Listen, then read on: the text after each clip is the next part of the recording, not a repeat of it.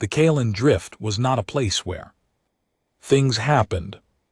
It was a wide and empty stretch of space, between two dead star systems full of old dust and cold rock and very little else.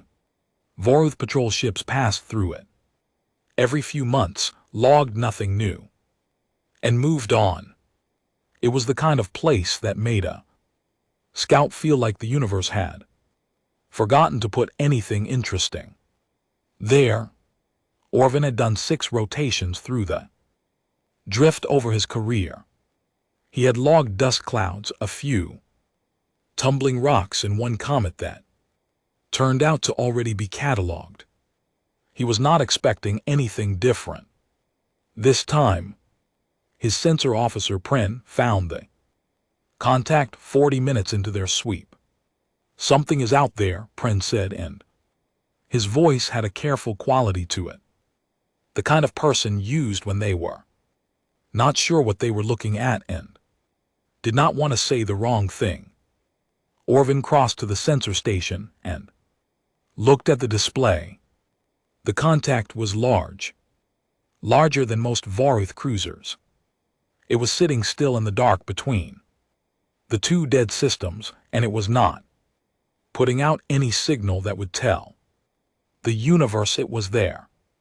No engine output, no broadcast, no beacon, just a shape sitting in the cold, like something that had been placed there very deliberately and had no intention of announcing itself.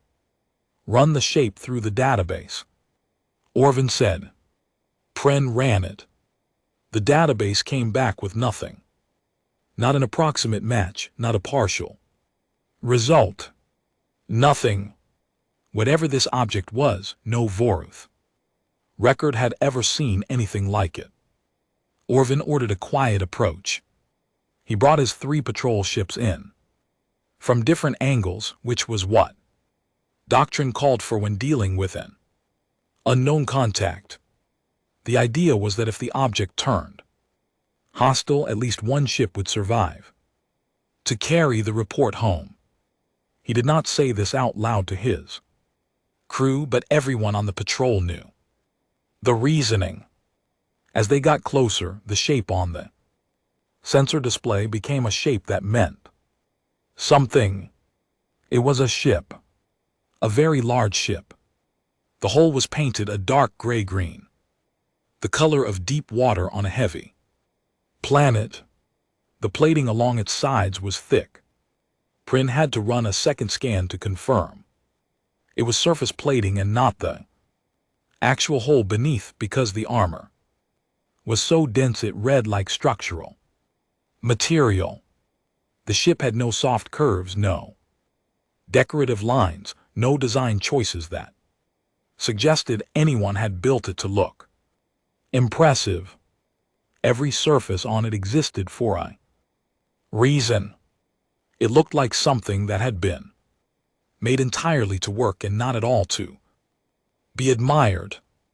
"Weapons," Prin said in the same careful voice. "Many of them. The forward section alone has more emitter structures than I can quickly classify. The side arrays are large. I am generating new file entries for several of the weapon types because I do not have existing categories for them." Orvin looked at the display without speaking. He counted the visible barrel structures along the ship's forward edge. He stopped counting at 30 and decided the number was not the important thing. He ordered the standard first contact broadcast. It went out on 17 frequencies, including the 2 that Vorlag diplomatic training called universal. Then he waited. 11 minutes passed. Nothing moved. Nothing responded. Then the ship's exterior lights came on. Not all at once. A row of pale lights along the main spine came on first, steady and quiet. Then a second row along the lower hull. Then very slowly, the forward sensor Array on the vessel began to rotate, a wide, unhurried sweep of the surrounding space, as if something inside the ship had woken up and was taking its time to look around and see who was there. Engines are warming, Prince said. The power output is building. The drive signature does not match any known engine type. I am creating a new file category for it. Orvin noticed that Pren had now created 2 new file categories in less than 10 minutes. He did not say anything about that either. A response came back. It arrived on all 17 frequencies simultaneously, which was not something a civilization did by accident. The voice that came through was smooth and low, clearly from a species with a single fixed mouth, and the language was completely unknown. The translation system worked on it, slowly matching rhythm and structure against known linguistic databases, building meaning one phrase at a time. What came back was this: the ship was a warship. The species that built it called themselves humans. The ship had been running quiet during a crew rotation. The humans had detected the approach of the Vorith patrol 11 minutes before Orvin sent his broadcast. They had been watching, and they had been waiting to see what the Vorith would do first. Orvin read the translation 3 times. Then he sent back a diplomatic greeting, gave his name and rank, identified the patrol wing, and asked the standard questions: origin point, destination, whether the vessel needed any assistance. The reply came with a short delay. The human voice said they did not need assistance. It gave an origin point, a set of coordinates that Pren put into the navigation system immediately, and which pointed to a region of space well beyond the current edge of any Vorith map, in a direction no Vorith explorer had gone. For destination, the voice said the ship was on patrol. It was surveying the border of what the humans considered their territory. Orvin looked at his display. The Kalon Drift had been mapped by Vorith ships for 3 generations. It sat well inside what every Vorith record called Vorith space. It was not a border zone. It was not a frontier. It was interior territory, unremarkable and well established. He asked very carefully what the humans considered the border of their territory to be. The voice gave coordinates. Pren plotted them without being asked, and the resulting line appeared across the navigation display. The Kalon Drift sat 22 light-years inside it. No one on the patrol said anything. The 3 ships held their positions. Orvin looked at the line on the map. Then he looked at the dark waiting vessel outside his viewport. The ship had not moved since the lights came on. It was just sitting there, patient and very large, with that slow sensor sweep still rotating across its forward section.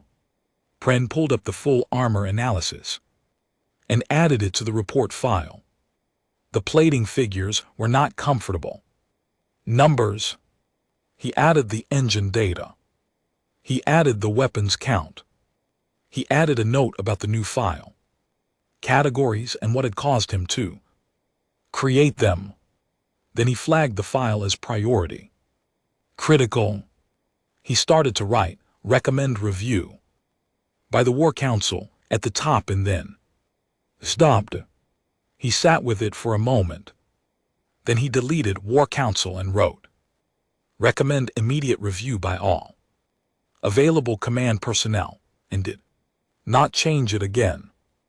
Orvin keyed his long-range communication channel and began composing his report to command. He had written many reports in 30 years of patrol work. He knew how to be clear and how to be brief and how to give commanders the facts without the feelings. He wrote for a long time on this one. Outside the viewport, the cradle of ruin, that was the name Pren had, eventually pulled from the hull. Markings translated slowly and imperfectly sat in the dark of the drift with its lights on and its engines at low power, waiting with the particular patience of something that was very sure it did not need to hurry. Orvin finished his report. He read it back once. He sent it. Then he sat in his chair and looked at the shape on his sensor display and thought about the line on the navigation map and the 11 minutes and the 17 frequencies and the phrase that kept coming back through the translation. Standard patrol. The humans had called this a standard patrol. He decided he needed more time to think about what that meant. He suspected the War Council would feel the same way. Fleet Commander Sava had read Orvin's report 4 times before a ship finished its transit to the Kalon drift. She had also read the sensor data that Pren had attached. She had read the weapon count. She had read the armor figures and the engine analysis and the notes about new file categories. She had read the part about the 17 frequencies and the 11 minutes and the translated name on the hull. She had read all of it carefully, the way she read everything without letting herself react until she had gone through it completely. By the 4th read she had stopped reacting and started thinking, which was where she needed to be. She had brought everything available. 6 cruisers, 2 carrier platforms, a dedicated electronic warfare ship, whose whole purpose was to disrupt enemy sensors and cut off communication. By any Vorath standard, this was a force that ended problems before they started. This was the kind of formation that other fleets looked at and decided there was nothing worth fighting over. She had done this before, 3 times in her career, and each time it had worked the way it was supposed to. The cradle of ruin was still in the same position when the formation arrived. It had not moved. It had not sent any further signals.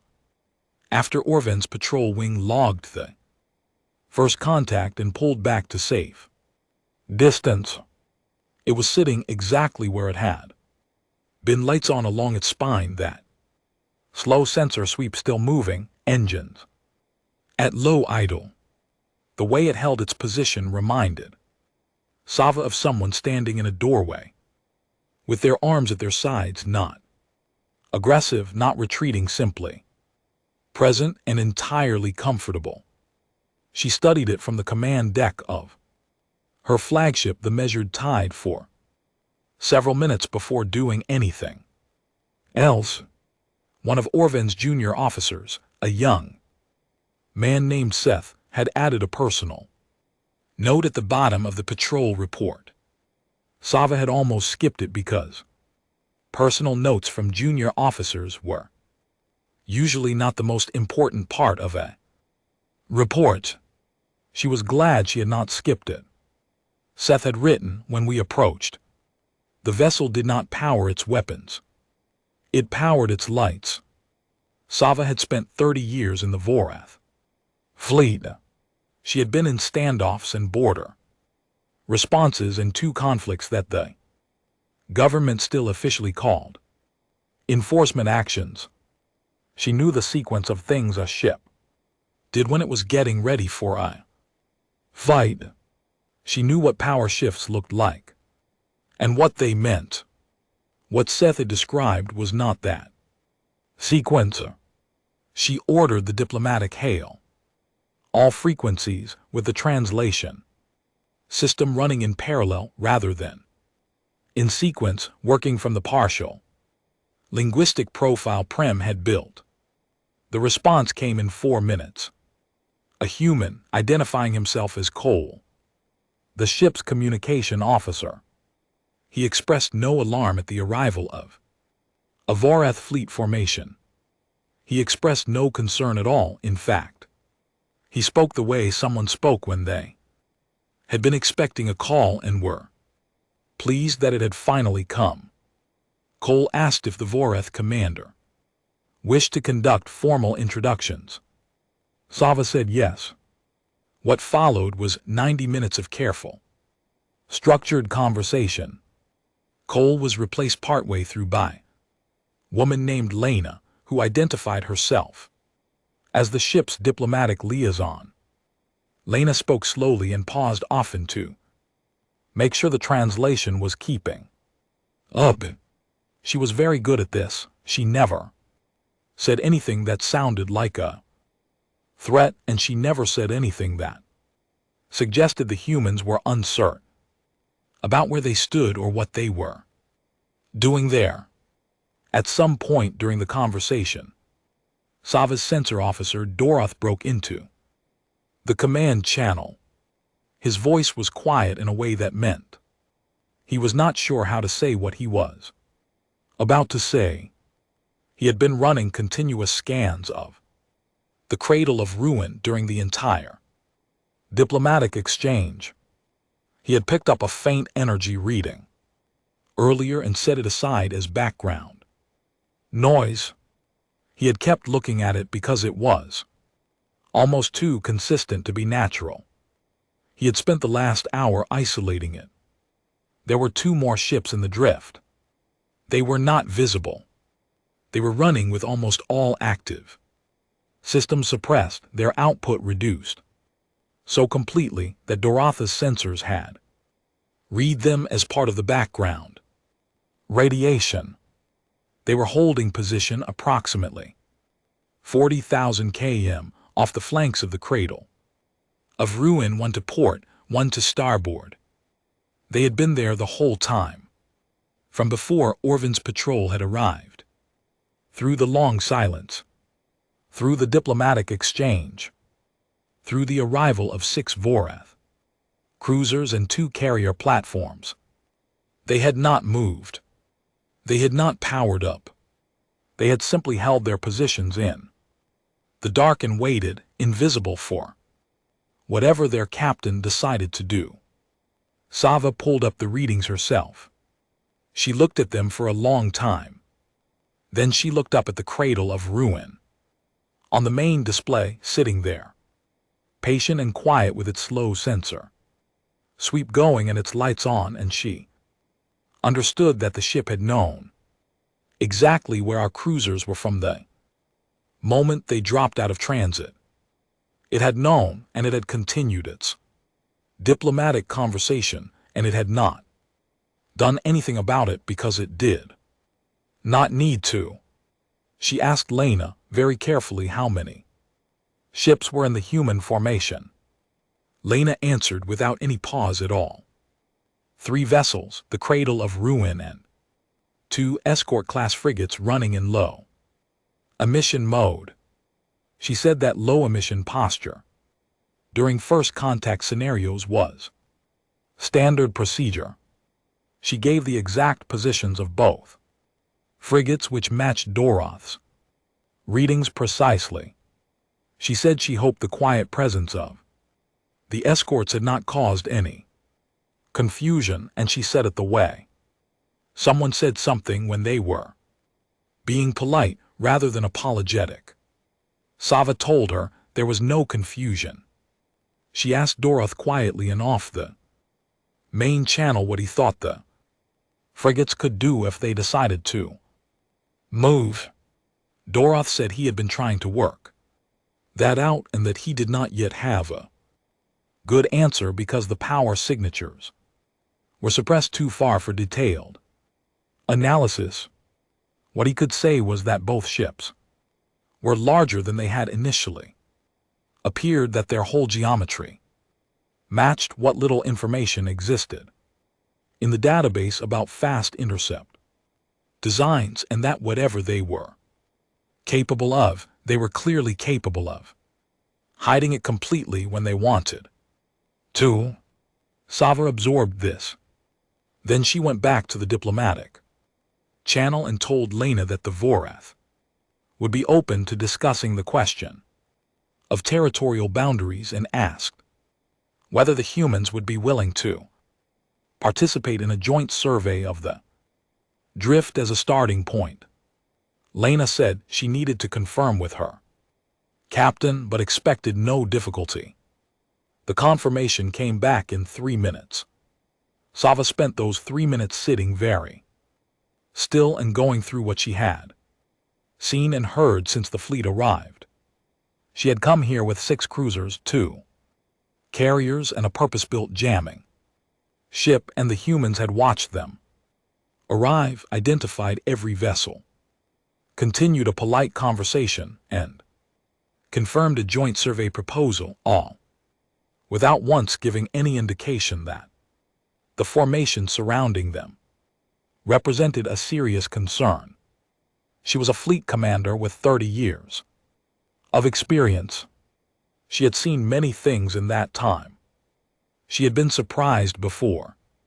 She had been in situations where she did not immediately have an advantage, and she had learned to manage them. This felt different. She opened her report to command and added a new section below the initial contact summary.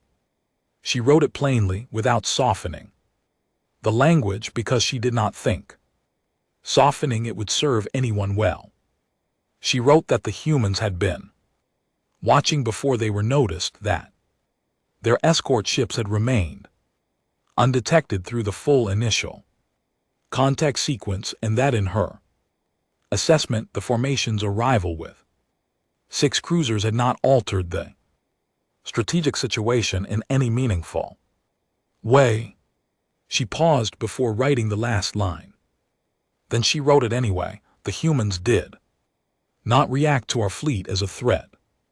They reacted to it as a development worth noting. She flagged the section and sent the report. Outside the viewport, the Kalen drift was quiet. The cradle of ruin held its position in the dark and somewhere 40,000 km off its flanks. 2 ships that most sensors would never have found waited in the cold, patient, and invisible for whatever came next. The joint survey had been running for 2 days when everything changed. The work itself had been careful and slow and entirely without drama. Vorlag survey ships moved through their assigned sectors of the drift while human technical staff on the cradle of ruin shared navigational data over the agreed communication channel. Lena was present for most of it, managing the flow of information with the same patient competence she had shown since the beginning. Her counterpart on the Vorlag side was a mapping officer named Seth, who had been Orban's junior officer during the first contact and had since been reassigned to Sava's staff because his notes had shown good judgment. Seth found the debris field first, though only by a matter of seconds. It was at the outer edge of the mapping zone, a cluster of metallic shapes that his sensor array flagged as unusual because the spacing was too regular to be natural. Debris from collisions or explosions spread in arcs and fans. This was arranged differently. His flag went up at almost the exact same moment as a similar alert from the cradle of ruin, which told him that human sensors were working at least as well as his and possibly faster in certain frequency ranges. Sava brought the measured tide in close enough for a full scan. The metallic shapes were what was left of a Vorlag freighter. The name on the hull, still partly readable through the damage, was a civilian cargo vessel that had been listed as missing for 11 months. The official fleet record said it had likely been lost to gravitational Turbulence in a different sector. Entirely 2 systems away from the drift. Everyone who had filed paperwork on it had assumed it was gone to bad luck and bad navigation. The damage on the hull told a different story. Sava's tactical officer, Owen, spent several minutes going over the strike patterns without saying anything. Then he said that the damage was consistent with weapon types used by a raider faction the Voreth had been trying to contain for 3 years. The patterns matched documented attacks on 5 other vessels over the past 18 months. The Kalon Drift apparently had become a route the raiders were using to move through the region without being tracked. The freighter had come through at the wrong time and found them. Sava ordered a recovery team to begin working on the wreck. She started composing an alert to the nearest Voreth response base already, calculating that the base was 6 hours away at maximum transit speed and that any raider still in the area would be long gone before a response force could arrive. She had not yet finished the alert when the human captain spoke. His name was Aaron.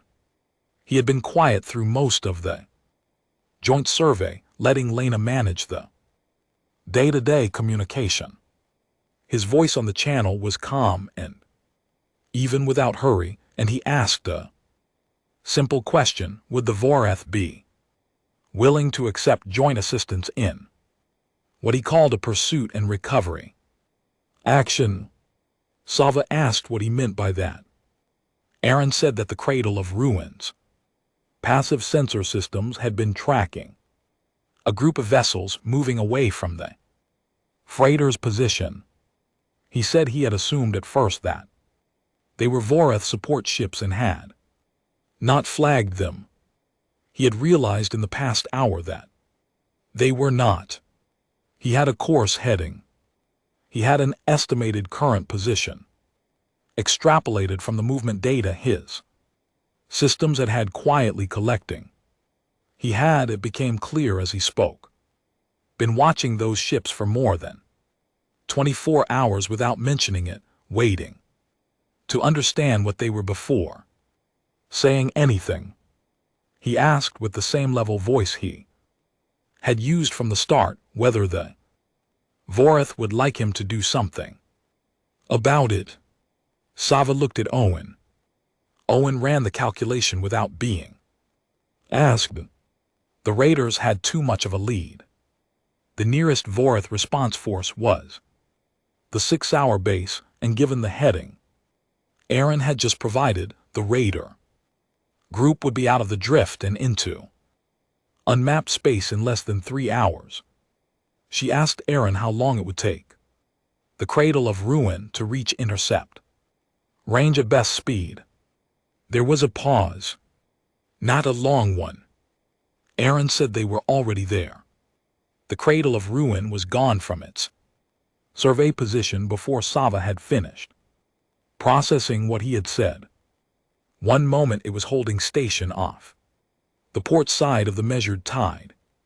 The next moment the space it had been occupying was empty, and Dorith was reporting a drive signature that had spiked so fast and so hard that his instruments were still catching up with what they had recorded. The 2 frigates moved with it. They went from their quiet holding positions to full intercept vectors in a transition that Owen described as instantaneous, and then corrected himself and said that was not quite right, but the acceleration curve was so far outside the Voreth database that he did not have better language for it. All 3 human ships were gone into the dark. Sava ordered the Voreth formation to follow at best speed, knowing they would not close the distance, knowing that whatever happened out there would be over before our ships arrived. Owen pulled up the tactical projection and began trying to model what 3 human vessels could do against an unknown number of raiders. He stopped modeling when the first transmission came back. Aaron's voice, as steady as it had been at the survey site, came over the shared channel. He reported that the raider formation had consisted of 9 vessels.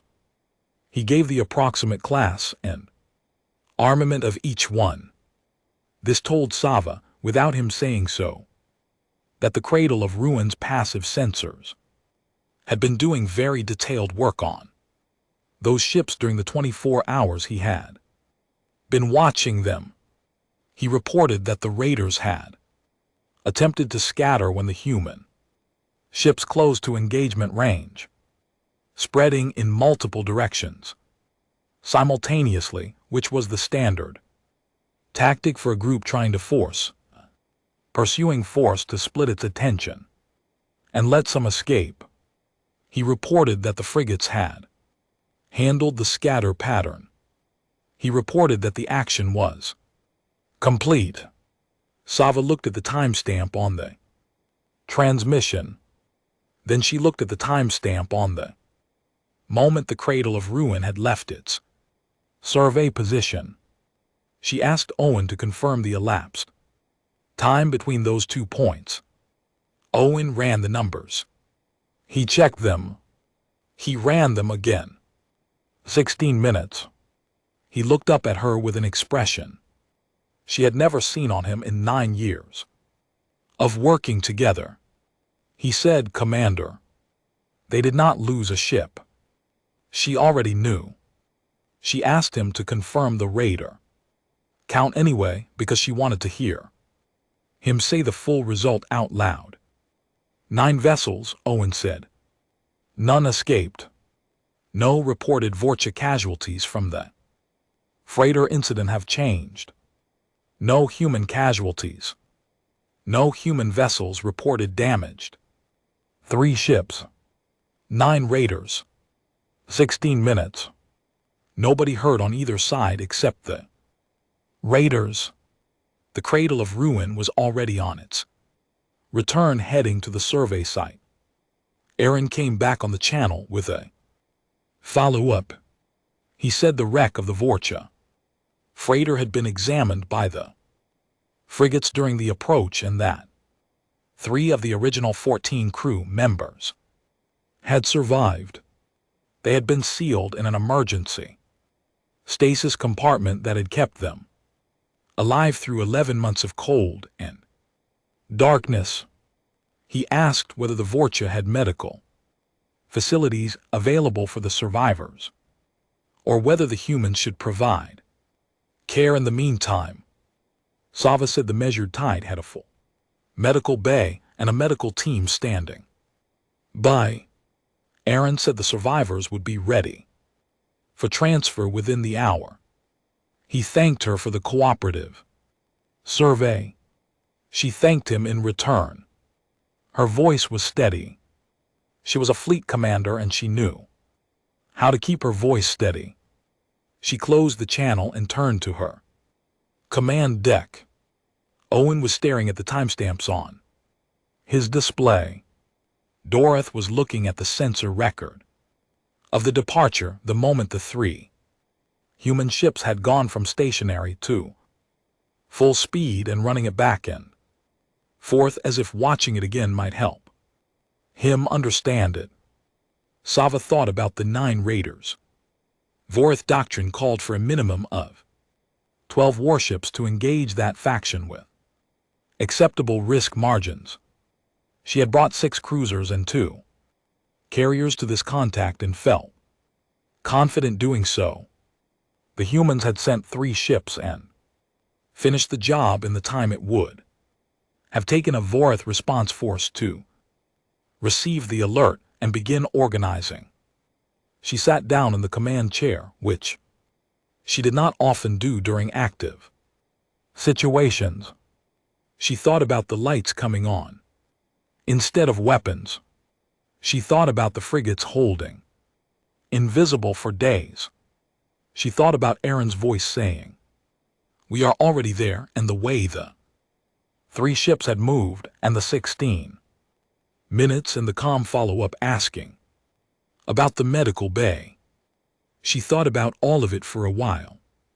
Then she opened her report file and started writing a section that she already knew was going to change a great many things back home. The Vorath War Council met in a closed session that lasted 6 hours, and nobody left feeling comfortable. That was not unusual, exactly. The War Council dealt with difficult things by profession, and its members were not people who expected comfort from their work. But there was a specific kind of discomfort that came from looking at a problem and realizing that the tools you had always used to understand problems no longer quite fit, and that was what settled over the chamber as the session went on. Council Senior Vreth opened with the sensor data. She put it on the main display and went through it section by section, slowly and without editorializing, because the data said everything that needed to be said without her help. She showed the armor readings. She showed the weapons count.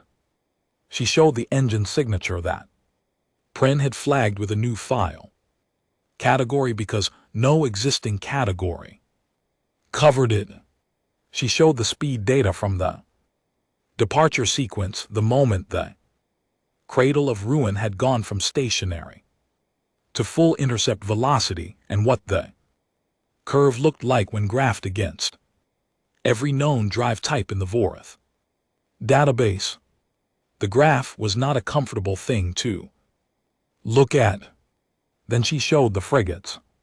She spent more time on this than on anything else because she thought it was the most important part, and she was not sure the Council fully understood why. Yet, the 2 escort ships had been within sensor range of the Vorath patrol from the very beginning. They had been there when Orvin arrived with his 3 patrol ships. They had been there through 11 minutes of silence. They had been there through the full first diplomatic exchange. They had been there when Sava arrived with 6 cruisers and 2 carrier platforms. They had been invisible the entire time. Not because of any stealth equipment the Vorath could identify. Both Pren and Doroth had looked specifically for known stealth technologies and found nothing. They had been invisible because the crew of those ships had suppressed their output so precisely and so completely that military-grade sensors had read them as background noise. That was not a technology achievement. That was training. That was a crew that knew exactly what their ship was capable of and had made a deliberate choice in the middle of a first contact situation with an unknown alien fleet to stay quiet and let their captain decide what was needed. Vreth let the Council sit with that for a moment. Then she moved to the engagement record. The Raider faction that the Cradle of Ruin had destroyed in 16 minutes had been classified by Vorlag intelligence as a mid-level threat. Not the most dangerous group operating in the region, but capable enough that doctrine called for a minimum response force of 12 Vorlag warships to engage them with acceptable risk. That figure was not conservative. It was based on 3 years of collected engagement data and calculated to leave enough margin that the Vorlag would not lose ships they could not afford to lose. 3 human ships had handled 9 of those raiders in 16 minutes without losing a vessel or reporting a single casualty. A retired fleet officer named Sen asked how the humans had managed the scatter pattern. That was always the problem with raider engagements. When a formation broke apart and ran in multiple directions at Once a pursuit force had to either split its strength and risk each smaller group being overwhelmed or let some escape. There was no clean solution. It was a problem that Vorlag tacticians had been working around rather than solving for a long time. Vreth showed him the frigate tracking data. The two frigates had split the moment began their scatter. They had gone in opposite directions, simultaneously cutting off the outward vectors while the cradle of ruin held the center of the formation and prevented the core from breaking through. The timing between the three ships was so precise that Doroth had initially believed it was automated, that some coordinated software system was directing the movements rather than individual crew decisions being made real time. His final analysis had concluded it was not automated. It was the result of crews that had trained together long enough to respond as a single unit without needing to communicate during the action itself. Sen asked no further questions. The council moved to what Vreth considered the harder subject, not the capability data, which was simply what it was, but what the existence of the capability, present, patrolling and apparently long established, said about everything the Vorlag thought they knew about the space around them. The Kalon Drift was interior Vorlag territory. It had been interior territory for 3 generations, if the humans considered it within normal patrol range. Then the space between the drift and wherever humans actually lived was space the Voreth had never looked at carefully. Every system the Voreth thought of as their frontier might be, from the human perspective, somewhere in the middle. Every exploration mission the Voreth had dispatched toward unmapped space over the past several decades might have been moving deeper into a region that someone else already knew well. No one on the council said that out loud, but everyone was thinking it, and Vreth could see it on their faces. The vote to open formal diplomatic talks was not close. It passed quickly with the kind of unanimity that came not from agreement, but from the shared understanding that there was no reasonable alternative. What took longer was the secondary discussion that Vreth pushed for in the final hour after the diplomatic track was settled. She called it a doctrine review. The other members used quieter language for it, words that meant they had been wrong about things they had been confident about for a long time, and that they needed to say so clearly before they could fix anything. Voreth First Contact Doctrine assumed that a newly encountered species would show you what they had. That was what the Voreth did. That was what every species they had encountered over the past 2 centuries had done. You arrived with your best ships. You let the other side see your strength. You built the negotiating position through presence and display. The underlying assumption was that the relationship between what a species showed and what a species had was roughly direct. The humans had done the opposite of this. They had shown less than they were at every stage. They had sat in the dark and said nothing until someone else made a move. They had brought escort ships and kept them invisible. They had held their engine capability in reserve through the entire First Contact sequence and revealed it only when there was a specific reason to use it. At no point had they displayed their full capability. At no point had they needed to. The assumption that First Contact posture reflected a species' actual strength needed to be removed from the training doctrine. That was the first conclusion of the review. Vreth wrote it herself, and she did not soften it. The second conclusion was harder to write because it was less tactical and more honest. It concerned the 6 cruisers and 2 carriers that Sava had brought to the drift, bringing overwhelming force to a first contact situation was standard doctrine because it established leverage before any negotiation began. You arrived with power, you showed it, and the other side understood where they stood. Sava had arrived with overwhelming force. The humans had noticed it, confirmed it, and continued their diplomatic conversation without adjusting their posture in any way. They had not been impressed.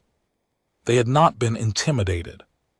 They had simply filed the information away and kept doing what they had been doing before Sava arrived. The second conclusion read, force that does not change the behavior of the other party is not leverage. It is a statement about what you believe. If the other party does not share that belief, it communicates nothing except your own assumptions. This conclusion required 3 drafts before the council was willing to adopt it, not because it was wrong, but because it was uncomfortable.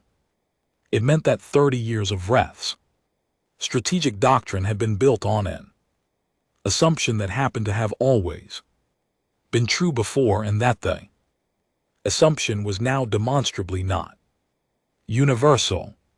A junior analyst who had read all of the field reports in sequence was brought in during the final hour to summarize her findings for the council. Her name was Mara, and she was young enough that she had not been in the fleet long enough to have strong feelings about the doctrine she was being asked to critique. She gave her summary clearly and briefly. She said the thing that stood out to her most across everything that had happened from Orvin's first contact through the engagement and recovery action was a pattern of restraint. At every point where the humans could have shown more than they chose to show, they had shown less. At every point where they could have acted without waiting, they had waited.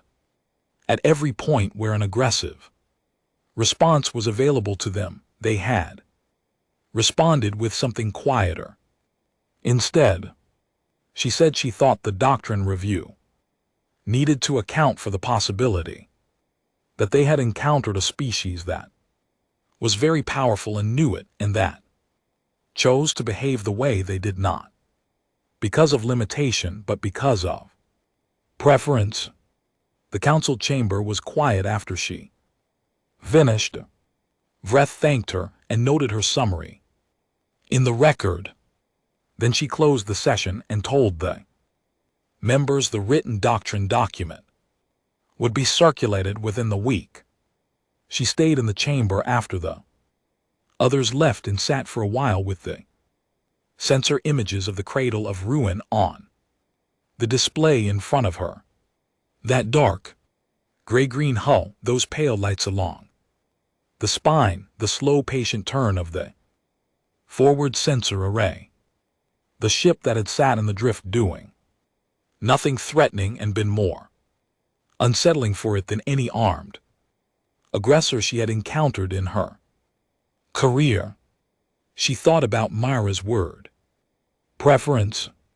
She thought that was probably the right word. And she thought that what you did with a powerful species that chose patience over pressure and restraint over demonstration was something the doctrine manual was going to need a great deal of new language to address. She started writing. The formal talks were held on a Vorith station at the edge of the Kaelan drift. Vreth had suggested neutral ground, and the humans had agreed without argument, which was itself a small thing that Sava noted in the margin of her preparation file. When a party agrees to your proposed location without negotiating for something more favorable, it either means they do not care where the conversation happens, or it means every location is already acceptable to them. Neither reading was entirely comfortable. The human delegation arrived on a vessel that was not the cradle of ruin. It was smaller, clean-lined, with no external weapon systems visible and no armor plating that stood out.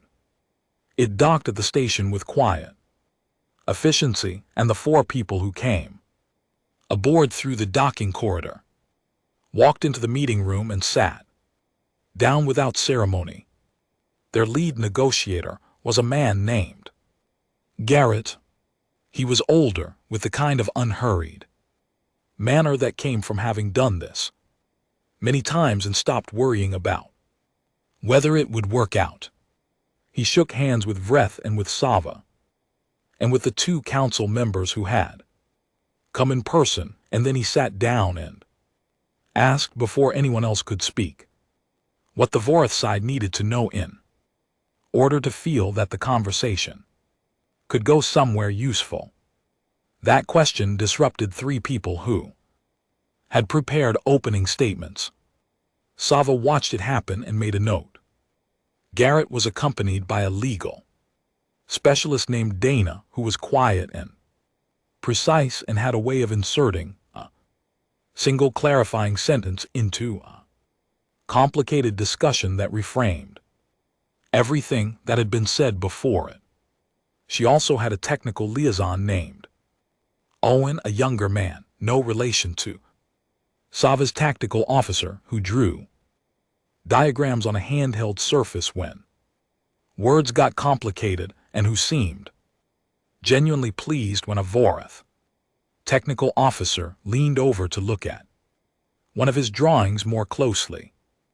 The 4th member of the human delegation was a young woman named Becca, who said very little and took notes at a speed that suggested she was capturing everything for people who were not in the room.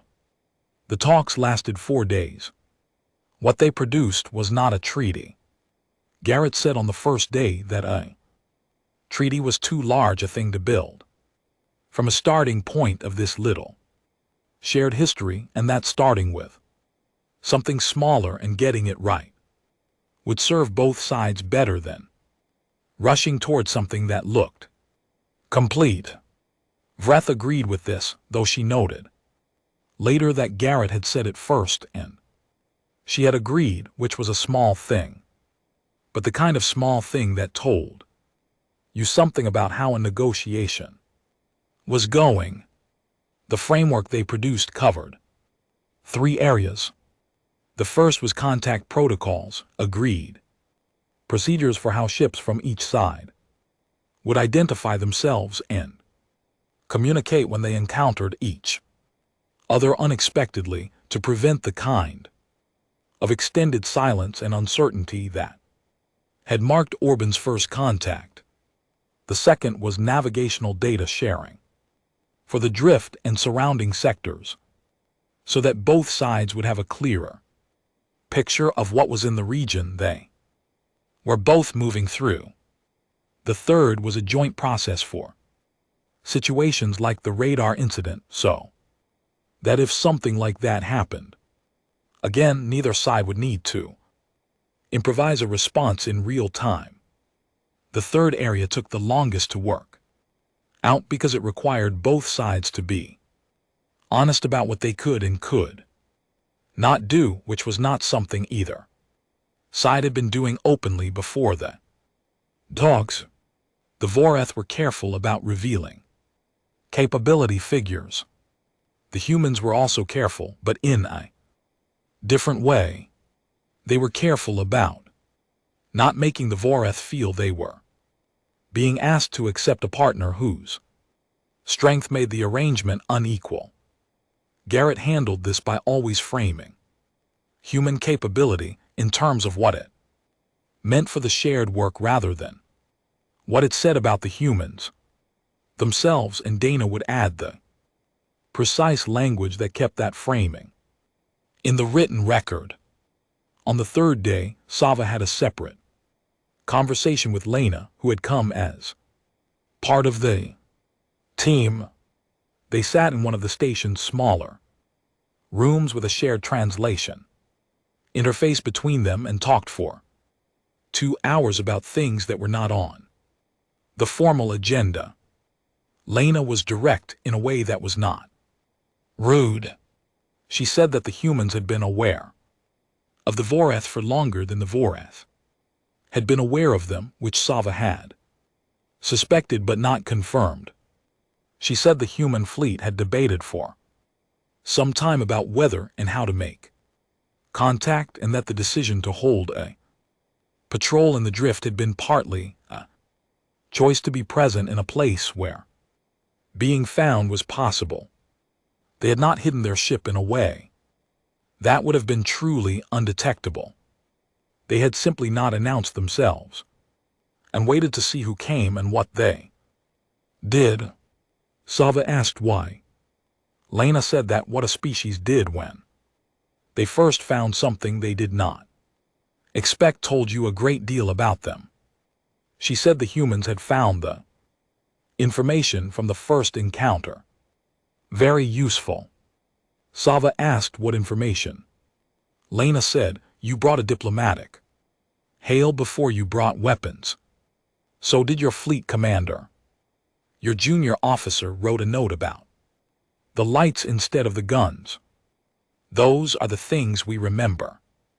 Sava thought about Seth, who had filed a personal note in the bottom of a patrol report that he probably assumed no one important would read.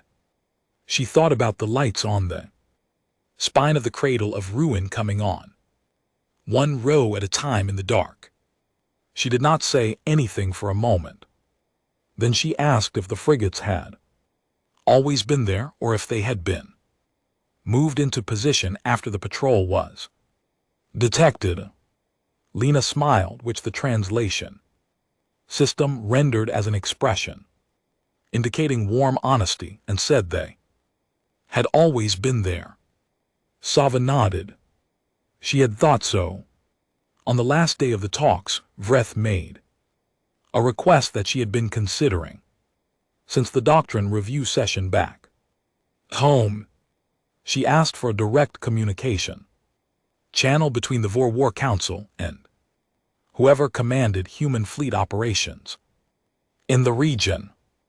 Not a general diplomatic line. A direct line named with a specific person on the other end who would respond. Garrett agreed immediately and without conditions, which was the kind of agreement that told you a great deal about how seriously the other party was taking the relationship they were building. The answer to Vreth's channel request came the next morning. The name of the regional human fleet commander was Admiral Nora Caldwell. Her listed title was Regional Defense Coordinator, and below her name was a note saying she was available for direct contact at any time and would respond within one Vreth day cycle. Vreth read the title twice. Defense Coordinator. Not Fleet Commander, not Territorial Authority, not any of the titles the Vor used for the people who ran the ships that protected their space. Defense Coordinator was a title that said something about how the humans thought about what their fleet was for. She added it to the file she had been building since Orvan's first report. The lights before the weapons. The frigates holding still. Aaron asking about the medical bay. Garrett asking what the Voreth needed before he said what the humans wanted. Lena saying they remembered the diplomatic hail. And now this title, written plainly at the top of a contact record in a language that required no translation. The doctrine review document was finished and distributed 2 weeks after. The talks ended. It went to every level of the Vorith fleet down to patrol wing commanders. Orven received his copy on a transit back to the Kalan Drift, where he had been reassigned to lead the joint navigational survey that the framework had established. He read the full document during a long shift while the stars moved past his viewport. He read the new contact protocols and the updated sensor standards and the revised engagement models. He read the section Sava had contributed on capability assessment, which was longer and more honest than anything he had seen in a doctrine document before. He read Vretha's final section last. It was the shortest part of the document. It was titled something that translated as First Contact Principles, and it had clearly been written by someone who had scrapped longer drafts before arriving at this one.